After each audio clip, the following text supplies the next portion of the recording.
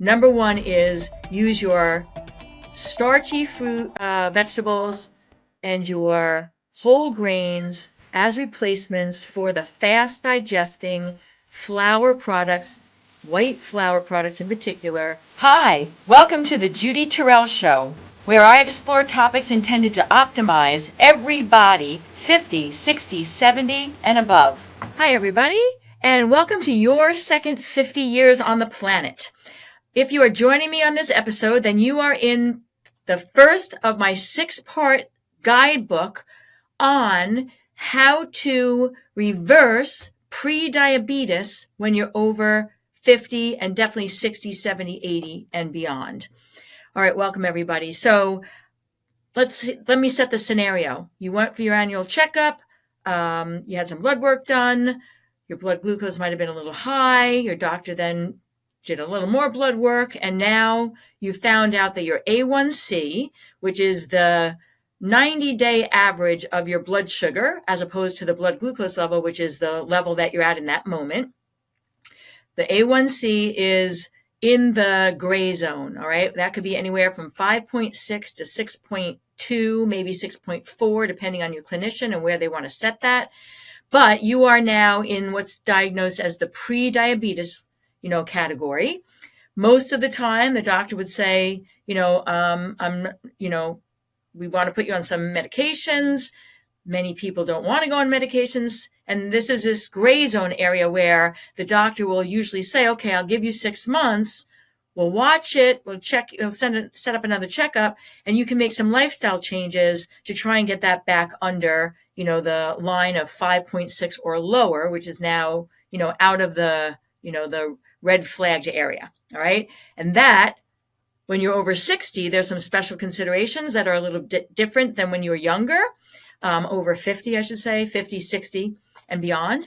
And that is what this series is about. I want to educate you as to what you can do from a lifestyle behavior perspective, what I call behavioral medicine. And in the instance of this particular episode, we're going to talk about something to, what you're ingesting and how to make some subtle adjustments to help that A1C number come down and get you out of this pre-diabetic category. All right. So that said, the number one, what I'm going to address in this video series, or this video of the series, number one, is what I see with most of my clients. Most of my clients know they have to cut down on the added sugars, and I'm going to address that specifically in my next episode. But what gets under the radar, and that will keep that A1C level high, or in the red zone, is the ingestion of what I call fast digesting carbohydrates. All right. So let me define my terms. Fast digesting means that these are things that we eat that take a very short time to get through your digestive system and then picked up by the bloodstream and then, transported to all the cells of your body. Fast digesting carbohydrates in particular, are going to get digested into glucose in our bodies. That's sugar. That is the blood sugar. Fructose and sucrose and the starchy carbs and all the different categories of carbohydrates all get broken down in our digestive system into glucose and then transported around into our cells. When that glucose number or level in the blood goes too high, and it stays up too high because of the food choices you're making, and other things, but predominantly a main factor is the food choices, then that is going to get you a higher A1C level than if you're choosing slower digesting carbohydrates. All right. So fast digesting carbohydrates, pretty self-explanatory. These are the things that go quickly, very quickly into the bloodstream. And then because they go in so quickly, they tend to bring the blood sugar up high, and then it'll stay high because it's usually a high amount on top of the fact that it goes in fast. All right. So, most people know added sugars, we need to stay away from those. But what most people don't know is that flour foods, things that are white flour foods, when I say white flour, foods that have been manufactured so the fiber has been removed from it, so therefore they are white for a variety of reasons. They're also bleached, but the fiber has been taken out. And so it is a very fast digesting sugar. All right. Flour foods are sometimes faster into the bloodstream than sugar foods. All right. So you need to understand that. And that is why I'm addressing this particular piece of the A1C pre-diabetic.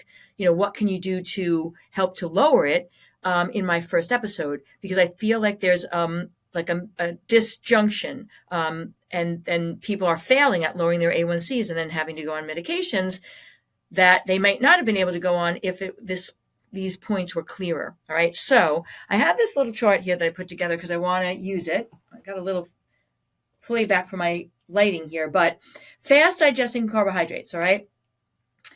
These are things made from grains that have been, so grains and vegetables, honestly, starchy vegetables and grains can all be manufactured and converted into white flour products. All right. So what am I talking about when I'm talking about these? I'm talking about white pasta, but I'm also talking about gluten-free corn pasta or rice pasta. It could be a gluten-free amaranth cracker. It could be a rice cracker, but made into a white flour that is a very fast digesting carbohydrate into your system, and that will bring up your blood sugar. So basically, anything that is a flour product that is a white flour, I want you to see that as injurious from a pre-diabetic point of view as sugar added into something. All right. Because like I said, if you use a continuous glucose monitor, which many people are using now, you'll see that like bread can go through your system and bring your blood sugar up even higher than like a sugary dessert might. And this is why I'm addressing this. I have a lot of clients that are thinking they can use the like gluten-free flour products, and somehow that's going to help their pre-diabetic, condition. But it will not. Gluten is not a factor into the glucose level in the blood. So gluten-free products, many of them are fast digesting white flour products, but they're just not made from wheat. All right. So there's a big category of foods that are, in this white flour category. And, the things that we typically eat would be, bread, bagels, English muffins. Like I said, the pastas made from a variety of bases, not just wheat. Those are probably the big ones. Cereals, cookies, crackers, those things come into play as well. So we want to be staying away from those type fast digesting carbs. I'm going to tell you what to substitute in just a minute, but let me stay on my description of what else is fast digesting carbs. All right. So we just covered the first one here. Second one is a lot of products are coming out now that are called net carb. All right.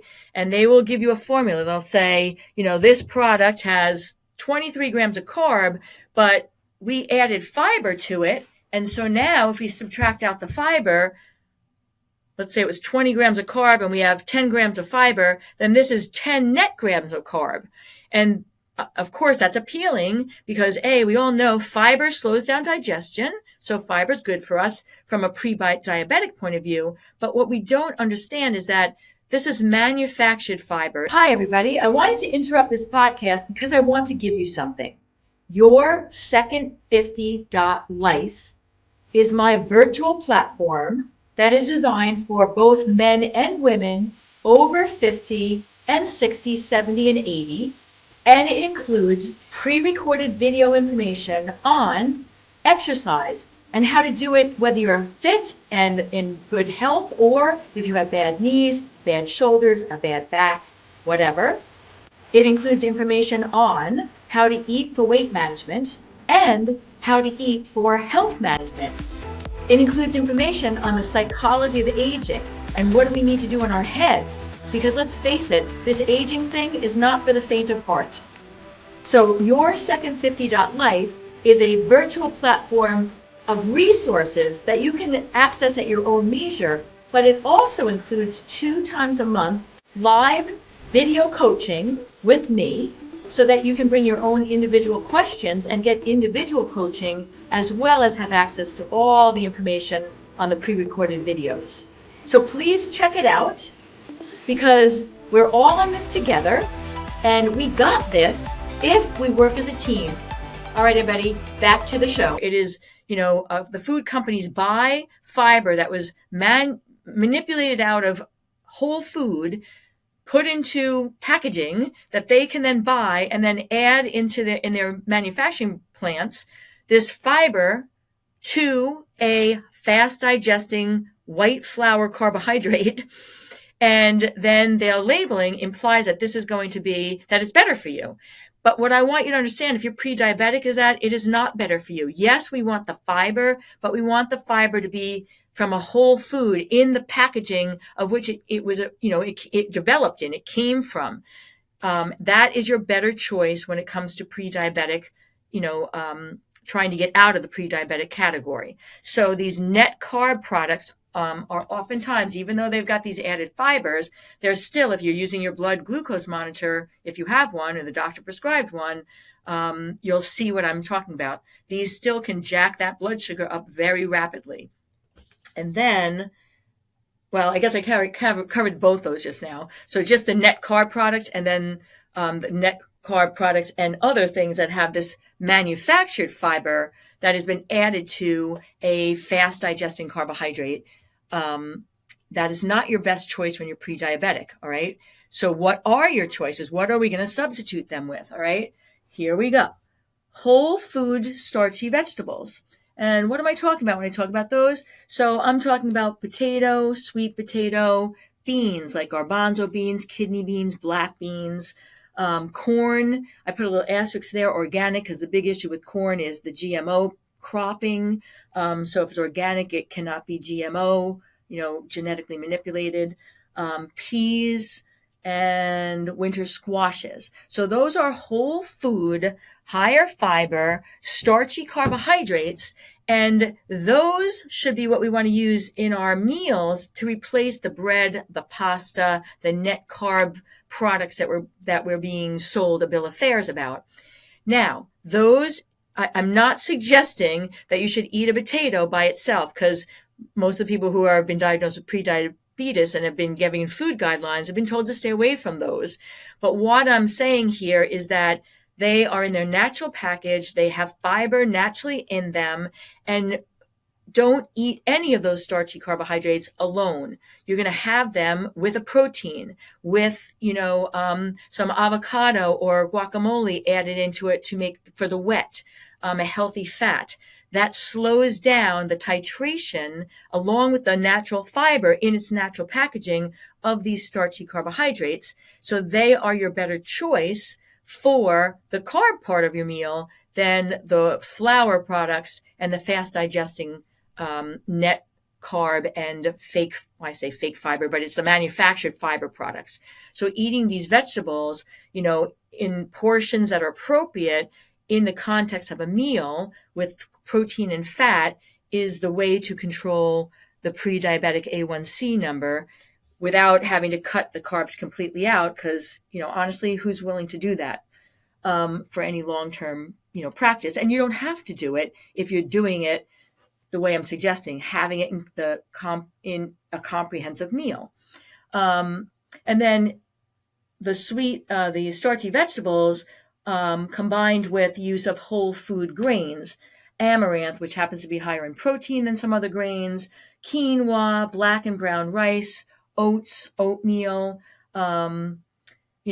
These are the ones that are most common grain products for my clients when they're putting together meals. So using brown rice in the context of a meal in combination with protein and fat and other vegetables that are low starch, which I'll cover in just a second, would be a way to get the starchy in there without having too much of a boost of the blood sugar and then having a high A1C. So starchy vegetables in their natural package, the whole food, the way you'd get it if you were raising them, whole grains, and combining those in the context of a meal, not eating them separately.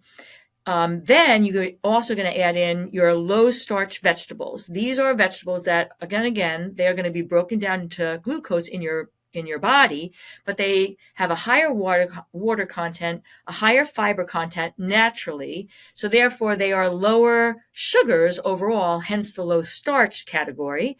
These are your broccoli, your cauliflower, asparagus, all your leafy greens. Those are the carbs that can be added with the other starchy ones that then you'd have in a appropriate portion along with a protein and a fat in your meals so that your A1C number is going to stay in the healthy range. The last thing I want to address here is fruit. Fruit is predominantly fructose, which is digested differently in our body. So it doesn't boost up that the blood glucose level right away. It takes a little time because it has to get digested a little bit differently. But fruit is a high, it's comparable to the starchy carbohydrates, but even more so because it's a simpler sugar chain. And so fruit you want to be careful of when you're trying to control for your A1C and you're in a pre-diabetic category. You definitely don't want to have dried fruits because they are even more consolidated because they're dehydrated. But the use of fruit, you have to kind of like monitoring your blood sugar, see how your body's reacting. I will tell you this, for any of my over 50 pre-diabetic clients, I do recommend you never have fruit alone. Have fruit with maybe a piece of low-fat cheese or smear a tablespoon of unsweetened peanut butter or nut butter on it. Have your fruit with a fat or protein, maybe some cottage cheese, that is going to dilute the sugar as it's slower to get into your bloodstream because it's fructose, but will still, if you're eating too much of it, tend to elevate your A1C. All right, everybody. So number one is use your starchy fruit, vegetables and your whole grains as replacements for the fast digesting flour products, white flour products in particular. And that is episode number 1 on how, in my guidebook for 6 different things I'm going to tell you about in this series for what to do to, lower your A1C before you're diagnosed with type 2 diabetes. So stay tuned for the second episode, because in that episode, I'm going to talk about sugar and what can you do to really get a measurable kind of formula for how to keep the sugar level of the added sugars down to control the A1C. So that's episode number 2. There's 6 episodes in the series. So, bookmark it, hit like if you're watching this on YouTube, and so that you can get, and subscribe so you can get the alert of when the next one drops. All right. If you're getting some good information from this, I invite you to go to my yoursecond50.life platform. Take a look through there. There I have a whole library of information on things to help to optimize health and looks for over 50 men and women, not just women, men too. Men have, health issues that we have to be, careful about and that have to be addressed differently than they did when they were younger men. So please check that out. In the meantime, make the most of this day and year in your life, no matter where you are in the over 50 category. We got this, everybody. Stay tuned for the next episode. And if you'd like to have access to some of my additional resources, I can be found at Facebook, Instagram, YouTube, and on my website, www.judyterrell.com.